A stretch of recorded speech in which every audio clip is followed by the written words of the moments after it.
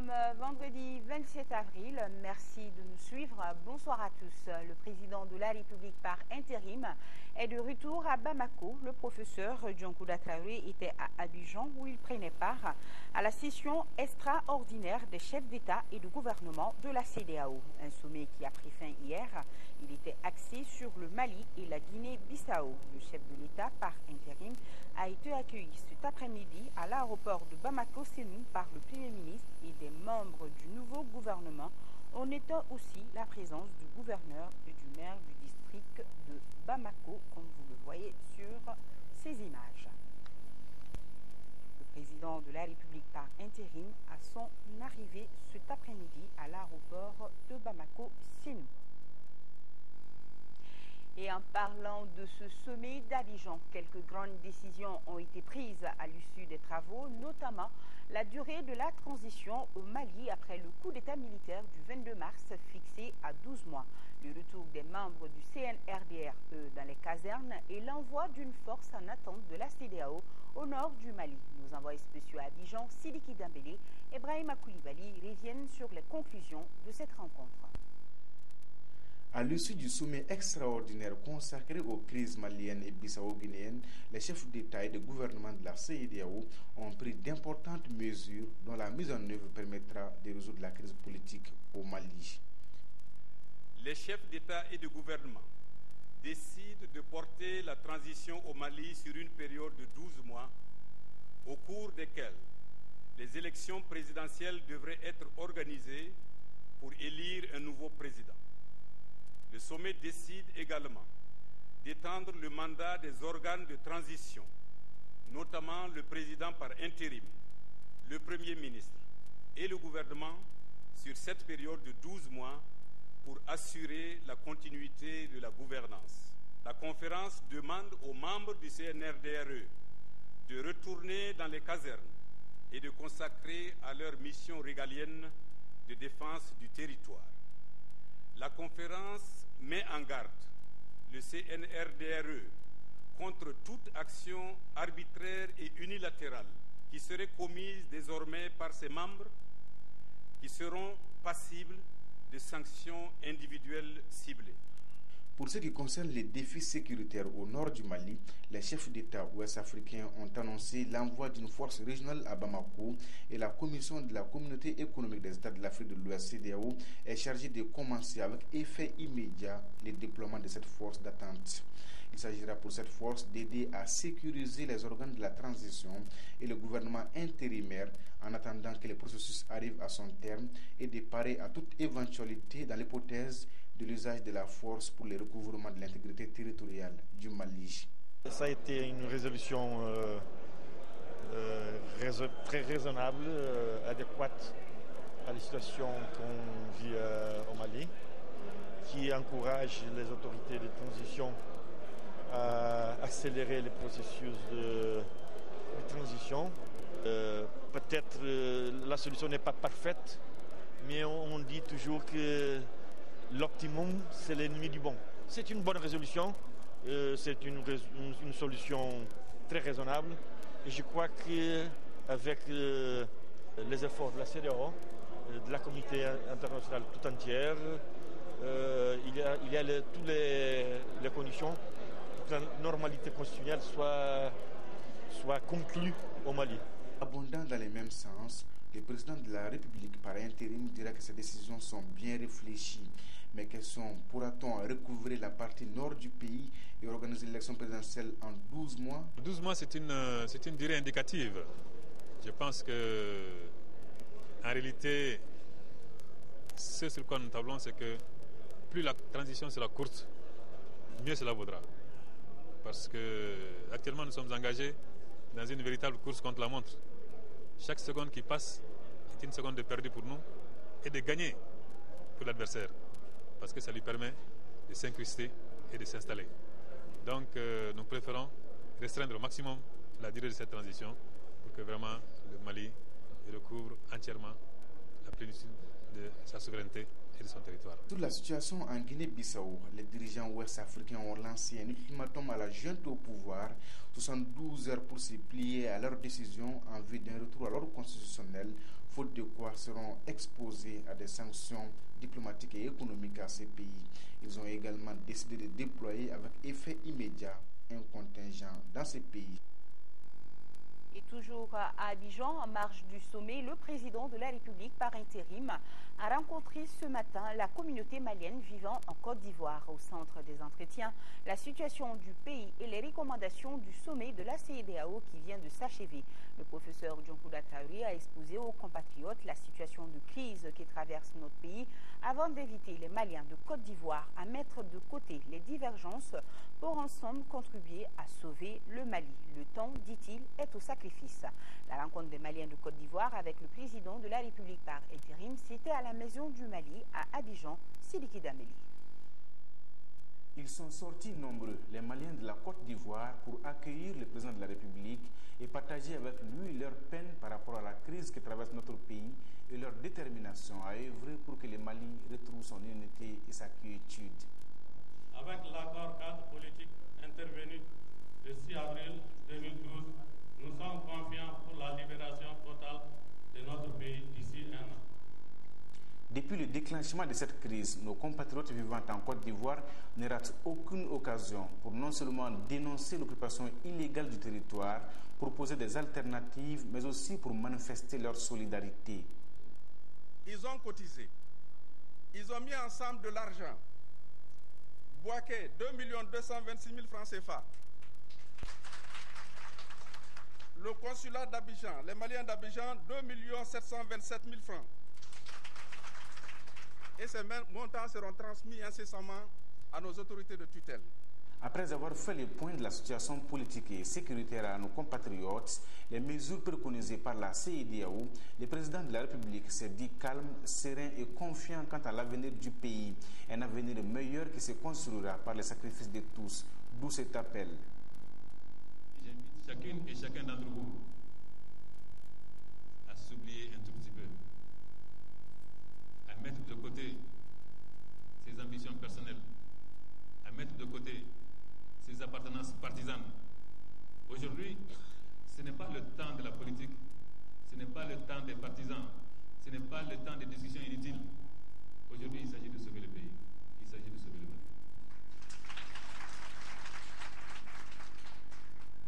Donnons-nous la main, qu'on soit de Caille ou de Kidal, de Sigasso ou de Nara.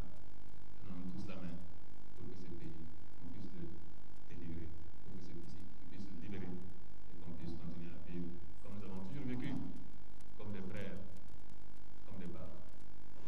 Le président de la République n'a pas manqué de rendre hommage à ses pairs de la CEDEAO, en particulier Alassane Dramane Ouattara, pour leur implication sans faille dans la résolution de la crise qui secoue notre pays.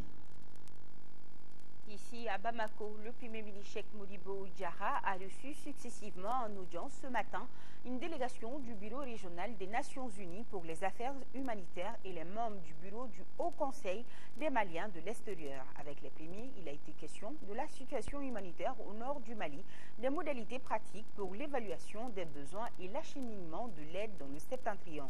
La délégation du Haut Conseil des Maliens de l'extérieur, elle était venue féliciter le Premier ministre sur le choix porté sur lui. Oumar Kourechi nous fait le compte-rendu de ces deux audiences. Plus qu'un simple corridor, le nord du Mali a besoin aujourd'hui d'un véritable espace humanitaire. La crise née de la rébellion au nord a poussé plusieurs centaines de milliers de personnes à l'exil, tant à l'intérieur du pays qu'à l'extérieur. On a déjà mobilisé quelques ressources pour commencer la réponse qui est déjà en cours. On a déjà renforcé l'équipe humanitaire dans le pays.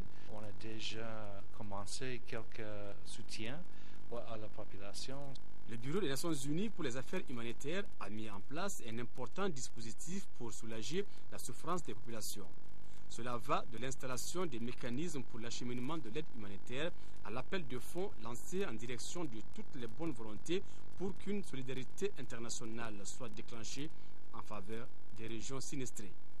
Nous avons activé ce qu'on appelle les clusters. Les clusters sont des groupes opérationnels qui sont chargés d'utiliser des méthodes assez exceptionnelles et accélérées pour faire face aux difficultés. Et dès que cela est activé, tous les acteurs se mettent ensemble, non gouvernementaux, gouvernementaux et Nations Unies, pour pouvoir prendre des actions. Quant aux membres du Haut Conseil des Maliens de l'extérieur, ils étaient venus témoigner leur fierté à Cheikh Modibo Diarra pour sa nomination à la tête du gouvernement et lui souhaiter plein succès dans sa mission.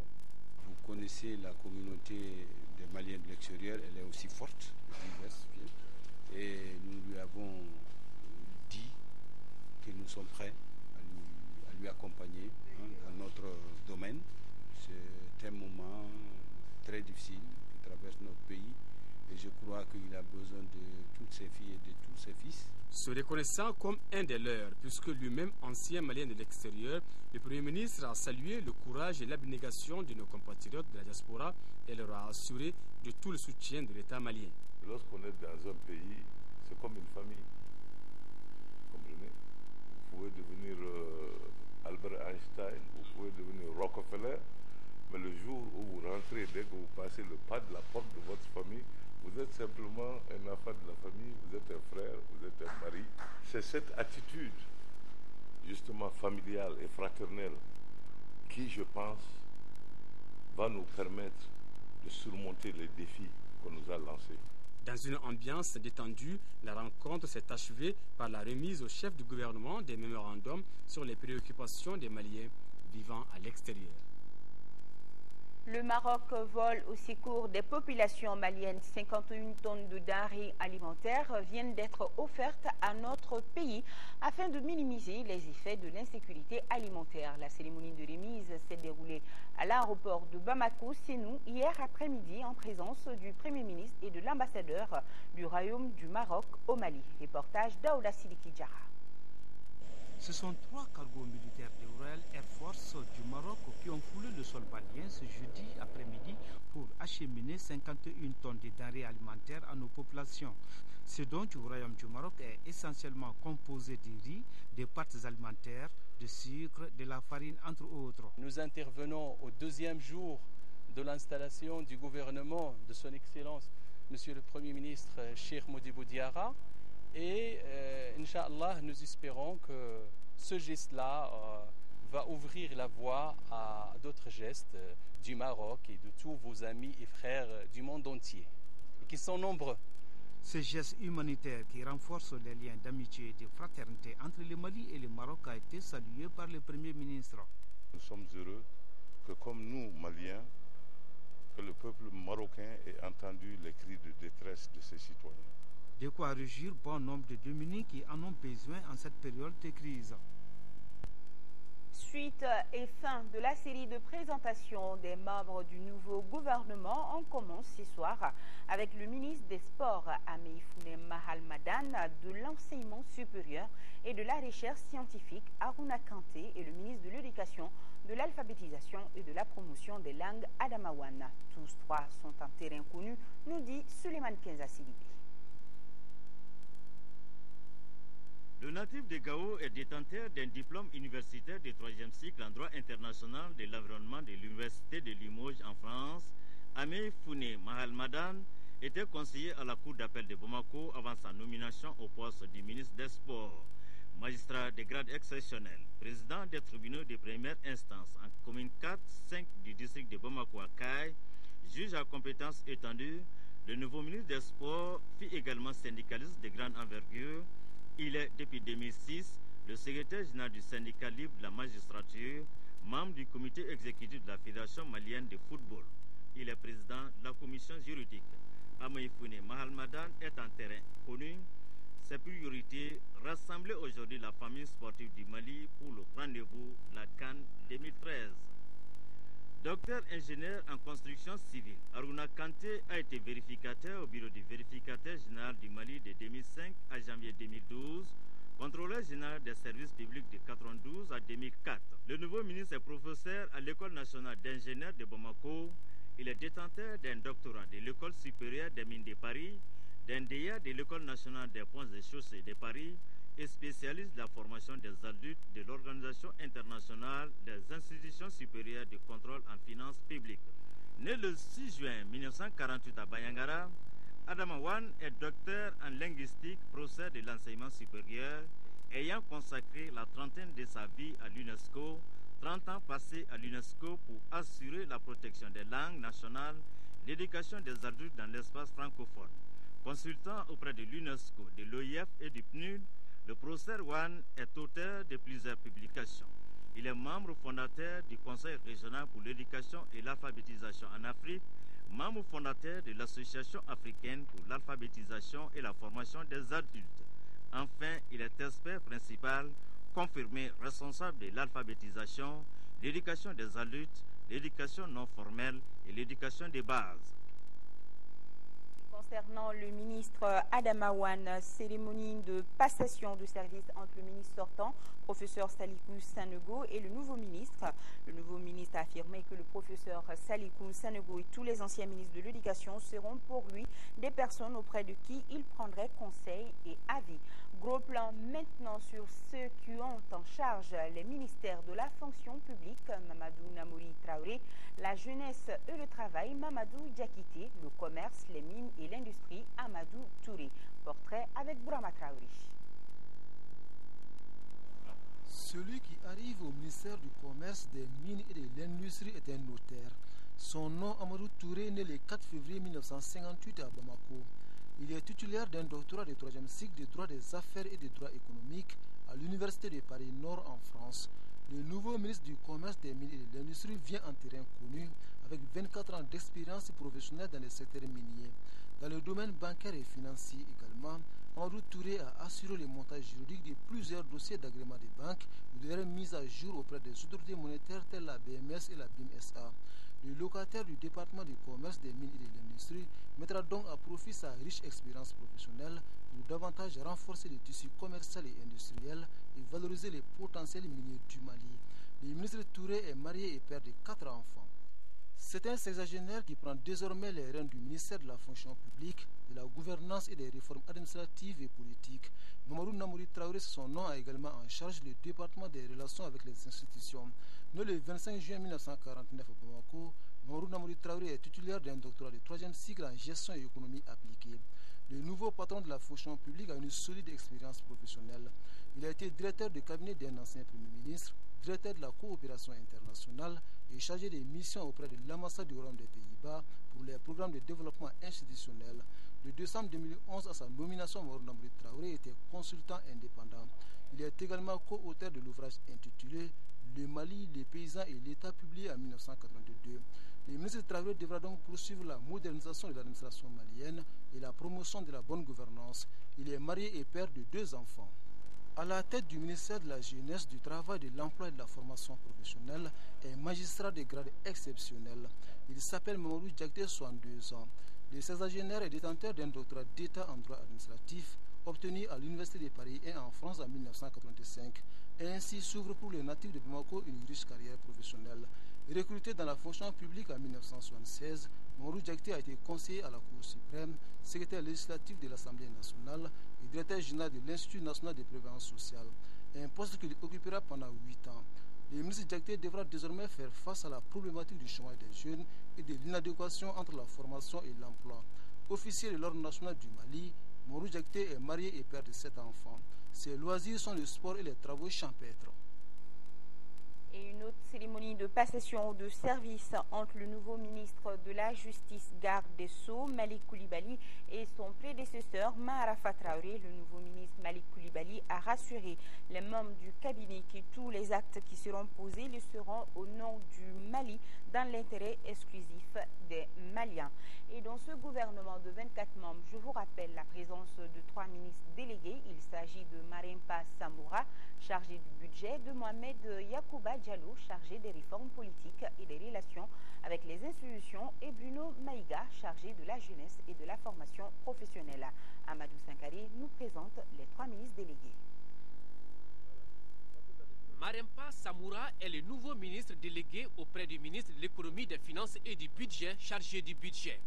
Chef de division des études à la cellule d'appui à la réforme des finances publiques CARFIP, Depuis avril 2010 jusqu'à sa nomination, le ministre Samoura, qui a décroché sa maîtrise en économétrie en 1987 à l'École nationale d'administration, a accompli une année plus tard le service national des jeunes 4e contingent.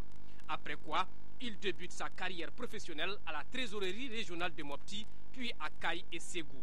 Spécialisé en comptabilité publique et finances publiques, diplôme obtenu en 1995 à l'École nationale du Trésor de Paris, le nouveau ministre est inscrit depuis 3 ans sur la liste du panel des experts externes du Fonds monétaire international. Né en 1959 en Tomodo, cercle de Nara, le ministre délégué est marié et père de 8 enfants.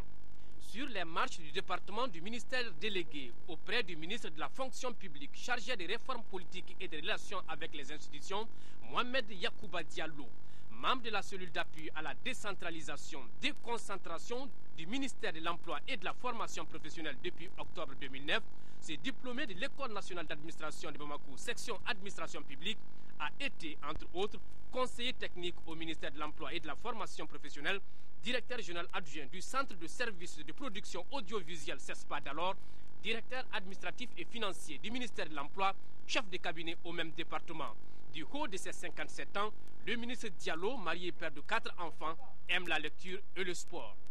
Bruno Maïga est le ministre délégué auprès du ministre de la Jeunesse, du Travail, de l'Emploi et de la Formation professionnelle, chargé de la jeunesse et de la formation professionnelle.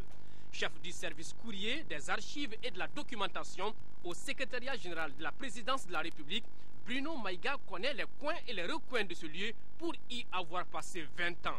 Auparavant, le ministre Maïga fut successivement directeur du Théâtre national du Mali, puis le chef de la promotion artistique et littéraire à la Direction nationale des arts et de la culture, chargé d'animation socio-culturelle à l'IPEG de Bamako. Diplômé en sciences des arts, c'est commandeur de l'Ordre national du Mali, né à Ségou en 1952, marié et père de 4 enfants, est fan des arts du spectacle et du football, qui est aussi un art. Voilà, c'était là la présentation des nouveaux ministres du gouvernement.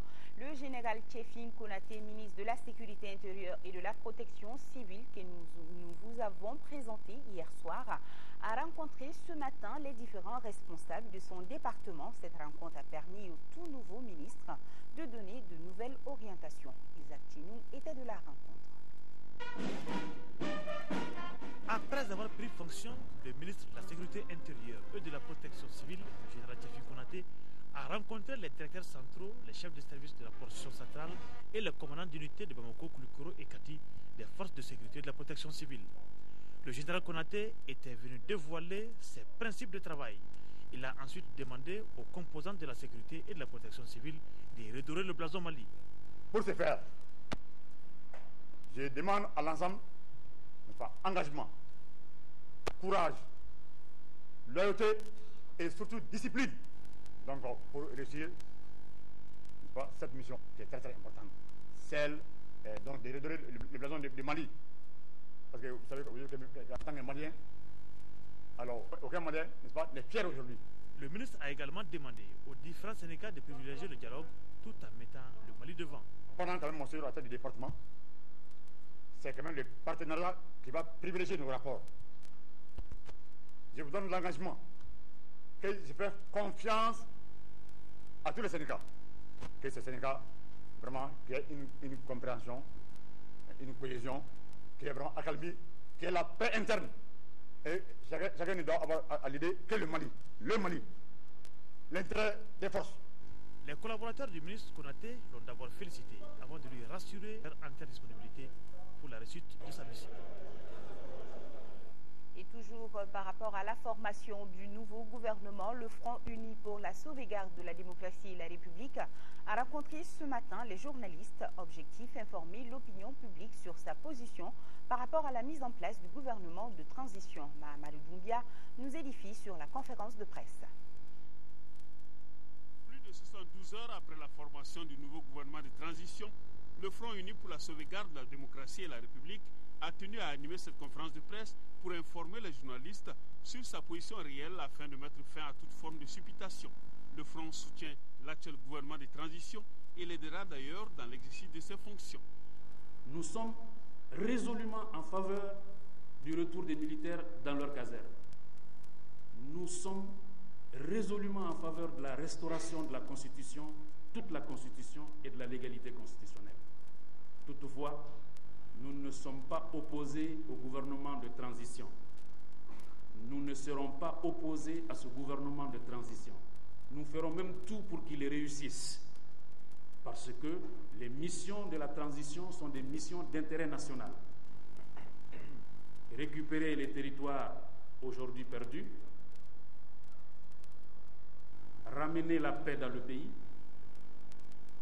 refaire l'unité du pays, restaurer la cohésion nationale, organiser des élections sont des missions éminemment importantes et de portée nationale. Concernant la prolongation de la transition de la présidence de la République, décidée par la CEDEAO, le Front uni pour la sauvegarde de la démocratie et la République juge normale cette décision qui s'inscrit si bien heureusement dans le cadre de l'accord cadre. D'une conférence de presse à une autre, celle-ci était consacrée au rôle et la place de la jeunesse dans le processus de transition au Mali. La rencontre est une initiative du Conseil national de la jeunesse et était animée par le porte-parole du CNRDRE en Europe, Bakary Mariko. Le compte-rendu de Moïse Traoré. Le rôle et la place de la jeunesse dans le processus de transition est le thème de la conférence de presse. Une trentaine d'organes sont représentés à la rencontre et le conférencier est solidaire des institutions. Notre pays est confronté à énormes défis et c'est les jeunes de prendre leurs responsabilités pour faire face à ces défis et faire face à son destin, face à l'histoire et face au peuple malien. Le président du CNJ l'a dit, il soutient pleinement le gouvernement dans sa mission et nous demandons à l'ensemble des jeunes du Mali de faire autant. En réponse à nos compatriotes qui n'apprécient pas la nouvelle équipe gouvernementale, le conférencier a demandé de la patience. Ces cadres seront jugés au résultat. La libération du Nord et les élections d'ici à 1 an, est-ce possible? Le conférencier répond à cœur vaillant, rien d'impossible. La conférence de presse était organisée par le Conseil national de la jeunesse. En son temps, on a condamné le coup d'État et ils ont décidé de remettre en place les institutions de la République, chose faite. Aujourd'hui, nous les demandons encore de se mettre devant nous pour aller libérer. Je félicite la CEDEAO pour l'action qu'ils ont eu à faire. Mais je dis, pour quoi que ce soit, il faut que nous-mêmes nous mettons devant. Et les moyens viendront nous trouver sur la route. Je dis, les jeunes qui sont dans le gouvernement, ils ont notre accompagnement. Nous avons pris acte du gouvernement et nous sommes prêts à accompagner. Disons, nous avons déjà commencé l'accompagnement de ce gouvernement-là.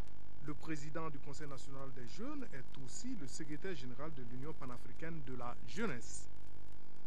Et par rapport à la nomination des membres du gouvernement, l'Association des jeunes pour le développement durable de Mayambougou, le Parti uni pour la République pure, la Convergence pour le développement du Mali, CODEM, le Mouvement des patriotes pour la justice sociale, la Convention sociale démocrate CDS Mokotigia, la Convention pour sauver le Mali, le Mouvement Eraolo Mali Koura, tous félicitent l'ensemble des membres du gouvernement, lui souhaitent bonne chance et se proposent de l'accompagner dans sa noble et exaltante mission.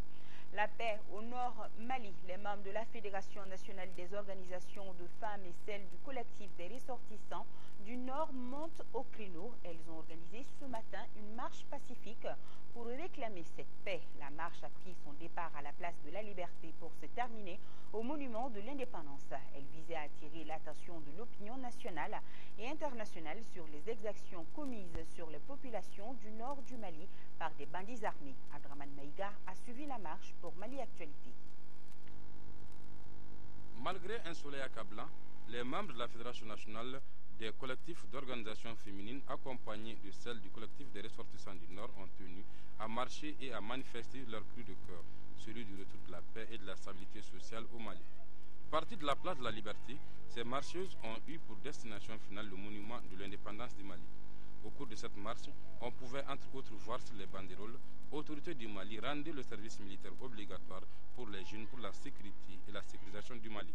Les femmes du Mali crient haut et fort la paix et refutent la guerre ou encore l'intégrité territoriale du Mali n'est pas négociable. » Aujourd'hui, face à l'histoire, nous, femmes de la FENACOF, avons décidé d'assumer notre part de responsabilité et de solidarité vis-à-vis de nos sœurs du Nord, dont la plupart sont réfugiés ou déplacés à la plus totale désolation. En organisant cette marche pacifique, La Fédération nationale des collectifs d'organisations féminines du Mali ambitionne d'attirer l'attention de l'opinion publique nationale et internationale sur les exactions commises sur les populations. Il s'agit des populations du Nord Mali victimes des agressions de la part des bandits armés. Aussi, nous plaît-il de demander à la France, notre partenaire historique, de soutenir le Mali dans ses efforts de retrouver son intégrité et sa quiétude d'antan. Pour accompagner ces femmes et ces enfants victimes de ces tristes sorts, la Fédération nationale des collectifs d'organisations féminines du Mali a remis au collectif des ressortissants du Nord Mali une trentaine de pièces de tissu et 500 000 francs CFA. Un appui qui vient une fois de plus témoigner, si besoin en était, l'engagement des femmes de la FENACOF à la cause de leurs concerts, membres de cette association. Dans le même chapitre, celui de l'aide au Nord Mali, le groupe Pivot Santé Population a lancé ce vendredi une unité de crise, ceci dans le but d'apporter un soutien aux populations touchées par le conflit du Nord. Cette unité, qui est ouverte à toutes les structures, comprend actuellement des ONG nationales et internationales, ainsi que des organisations de la société civile. À la cérémonie de lancement de l'unité, plus de 800 000 francs CFA ont été recueillis. C'est ce que nous dit Salima Tandao. La crise du Nord a provoqué le déplacement de nombreuses populations et rendu difficile l'accès aux services sociaux de base. Le groupe Pivot, qui exerce dans le domaine de la santé, se sont interpellés par cette situation. Il a alors décidé d'entreprendre des actions en vue d'atténuer les souffrances des populations sur le plan socio-sanitaire. Les conditions humanitaires, sanitaires et sécuritaires se détériorant de jour en jour, il est évident que les interventions des ONG dans le domaine de la santé, tout en restant indispensables, deviennent de plus en plus difficiles, voire impossibles. C'est pour faire face à cette situation critique que le groupe Pivot Santé Population a décidé, en Assemblée générale extraordinaire, de se doter d'une unité de crise. Cette unité, qui comprend les ONG nationales et internationales, ainsi que les organisations de la société civile, reste ouverte à toutes les structures. Les gens amènent beaucoup les médicaments, mais comme quelqu'un nous a dit, c'est bien d'amener les médicaments, mais qu'est-ce qu'eux ils vont mettre dans le ventre? Donc on demande un appui de toutes les bonnes volontés, que ce soit un appui financier ou bien matériel, comme on dit, Drome Mandoron Bakelemancha. L'unité qui vient d'être lancée est pilotée par l'OMS en partenariat avec le cluster santé du système de réponse aux urgences humanitaires des Nations Unies. Les ONG et organisations présentes à la cérémonie de lancement ont cotisé une somme symbolique de 800 000 francs CFA destinée à soutenir les populations victimes des conflits du Nord. Et nous avons ce communiqué. Le Comité panafricain pour la culture, l'éducation et l'avenir des nations Océan Mali organise une mission humanitaire le 29 avril 2012 dans le nord du Mali, Tombouctou, Gao, Kidal. Porte également à la connaissance des personnes infectées par le VIH-Sida résidant dans ces régions de se faire enregistrer auprès de la dite organisation au 66 77 63 91 66 77 63 91 pour saisir des informations dans le cadre de la prise en charge médicaments, traitements, besoins urgents. En 5e région, lancement des activités d'urgence pour la gestion efficace de l'impact de la crise socio-politique sur la santé communautaire au Mali. Un lancement effectué par la Fédération nationale des associations de santé communautaire FENASCOM. Moustapha Doumbia, correspondance. C'est pour répondre aux besoins prioritaires des régions nord de notre pays que la Fédération nationale des associations de santé communautaire, en partenariat avec les Centres canadiens d'études et de coopération internationale et la Croix-Rouge malienne, ont initié un plan d'intervention d'urgence. L'objectif de ce plan est la fourniture en médicaments des CESCOM des régions de Kidal, Gao, Tombouctou et Mopti et l'accompagnement de 200 000 familles déplacées en vivre. Le consortium s'est engagé à travers le comité de gestion des impacts de la situation sociopolitique sur la santé communautaire, mise en place par la FENASCOM et ses partenaires, à élaborer et mettre en œuvre un plan d'intervention d'urgence à moyen et long terme dont la finalité sera la remise en état de fonctionnement des centres de santé communautaire, l'accompagnement de toutes les populations victimes sur le plan alimentaire, socio-sanitaire et psychologique.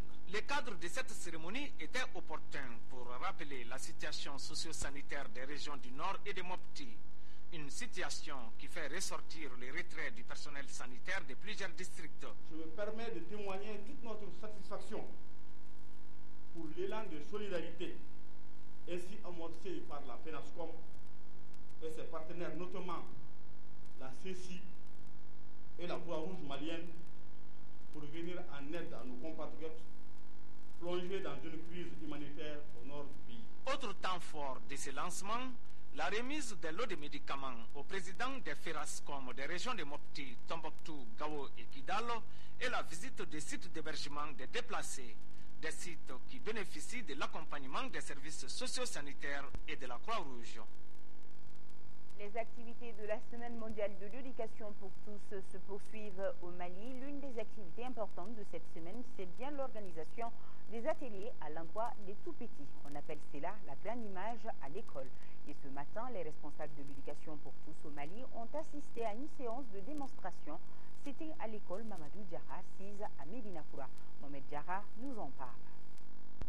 La grande image à l'école, c'est un exercice qui permet de développer la capacité psychomoteur et cognitive de l'enfant au niveau du préscolaire. 3 ateliers étaient organisés à cet effet. L'initiative s'inscrit dans le cadre des activités de la Semaine de l'éducation pour tous. À la fin de l'atelier, ce sont une centaine de productions qui ont été collectées. Et c'est une activité qui est en train de se mener un peu partout dans le monde cette semaine. Et nous, au Mali, nous sommes en train de mener cette action. Nous allons collecter, n'est-ce pas, les productions des enfants et nous allons envoyer au niveau de la campagne mondiale pour que ce soit la contribution du Mali dans le cadre, n'est-ce pas, de cette semaine EPT. Ce contact direct avec les enfants crée une relation interactive favorable à leur formation. C'est une étape importante dans le processus de promotion de la petite enfance. Alors, qui dit promotion de la petite enfance dit forcément droit de l'enfant.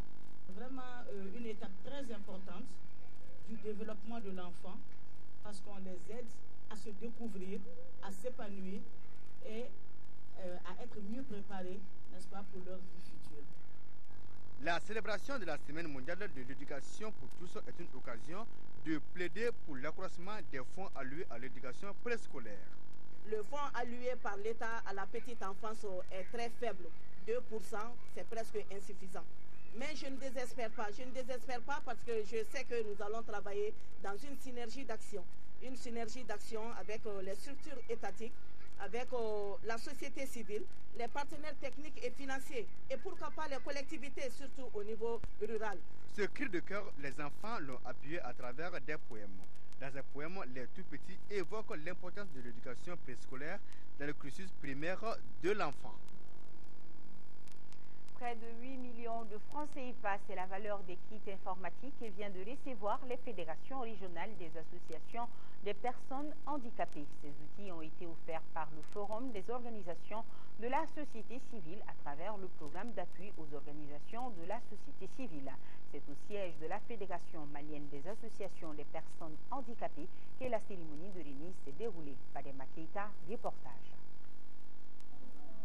Ces kits informatiques sont destinés aux fédérations régionales des associations des personnes handicapées. Les remises qui s'effectuent ainsi bouclent une série d'ateliers initiés dans le cadre du projet de renforcement des capacités de la FEMA, Fédération malienne des associations des personnes handicapées, et de ses démembrements. Ces équipements ont été financés par le programme d'appui aux organisations de la société civile PAOS 1 pour un montant de près de 8 millions de francs CFA. Cette intervention du PAOS a permis, en plus des kits, la tenue de plusieurs ateliers participatifs dont les objectifs étaient d'élaborer et de valider des outils de travail. Pour la mise en œuvre de son programme, le Forum des organisations de la société civile bénéficie du soutien du PNUD, Programme des Nations Unies pour le développement, et d'autres partenaires techniques et financiers. L'objectif principal du Forum est de contribuer au renforcement du rôle d'acteur, d'analyse, de négociation et de proposition des organisations de la société civile en vue d'améliorer les politiques et les programmes de développement. L'acquisition de ces équipements informatiques et l'élaboration des documents de travail vont contribuer à l'insertion des personnes handicapées. Ce qui a beaucoup attiré mon attention, c'est les 2 instruments qui ont été mis à disposition, à savoir le document de planification stratégique et le plan de communication, sans lesquels il n'y a pas de pilotage, sans lesquels il n'y a pas de bonne gouvernance. Cette cérémonie a permis au public de découvrir un ordinateur standard utilisé seulement par les personnes non-voyantes. N'ayant pas de souris, les utilisateurs interagissent avec les logiciels uniquement au moyen d'un clavier en frappant les combinaisons des touches. Bref, le groupe Sud communique par messagerie ou sous forme de messages sonores. L'orchestre Benso était aussi là pour donner une autre dimension à l'événement. Sport football, le week-end sera marqué au plan national par les huitièmes de finale aller de la Ligue des champions d'Afrique. Demain, le Djoliba AC reçoit au stade Modibo Keïta Sunshine Star du Nigeria. Dimanche, toujours au stade Modibo Keïta, le stade malien de Bamako affronte Al-Ahly d'Égypte. Ousmane Dao nous donne un avant-goût de ces deux rencontres. Le premier concerné est le Djoliba AC qui affronte ce samedi Sunshine Star du Nigeria. Premier du championnat national et invaincu toute compétition confondue cette saison, les Rouges de Remakono abordent ce match avec une certaine confiance. Cependant, la méfiance aussi doit demeurer car l'adversaire habitué des compétitions africaines des clubs est un inconnu pour les Rouges. Qu'à cela ne tienne, l'objectif pour le Djoliba, c'est obtenir un bon résultat pour négocier le match retour dans les meilleures conditions. Pour cela, il faut être réaliste devant les buts adverses, combatif au milieu de terrain et vigilant derrière. Quand on se repère sur ce que les Rouges nous ont montré en championnat et au match aller des 16e de finale de la même compétition, on peut dire que l'espoir est permis. Dimanche, place au stade malien de Bamako. Après sa victoire 5-2 infligée à la Renaissance du Bénin, les Blancs de Bamako affrontent Al-Ahly d'Égypte. Sur le papier, cette rencontre ressemble au combat de David contre Goliath, compte tenu du passé des deux formations. C'est pourquoi le stade malien de Bamako prépare ce match avec beaucoup de sérieux et de concentration. Meilleure attaque du championnat, ce secteur du jeu sera l'atout majeur du stade malien de Bamako pour faire plier le national du Caire qui sera là avec son expérience des joutes continentales, même si le championnat égyptien est arrêté. Face à un tel adversaire, le mot d'ordre à Sotuba doit être solidité, rigueur, combativité, comme lors de la conquête de la Coupe de la Confédération en 2009. Après leur sans faute en 16e de finale, nos deux représentants en Ligue des Champions, pour franchir ce cap, le Djoliba et le stade malien de Bamako ont plus que jamais besoin du soutien de l'ensemble du public sportif malien. Oubliez les différends et les clivages pour regarder dans la même direction pour l'avancement de notre sport roi pour le bonheur de tous. Surtout que le passé proche de l'union autour d'un objectif commun a permis aux Aigles du Mali d'être 3e à la dernière Coupe d'Afrique des Nations Gabon-Guinée équatoriale. Voilà, et bonne chance à nos deux formations.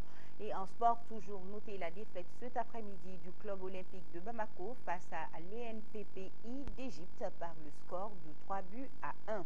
Point final à ce journal. Demain 13h, BIC Soko, 20h à Ouétouré.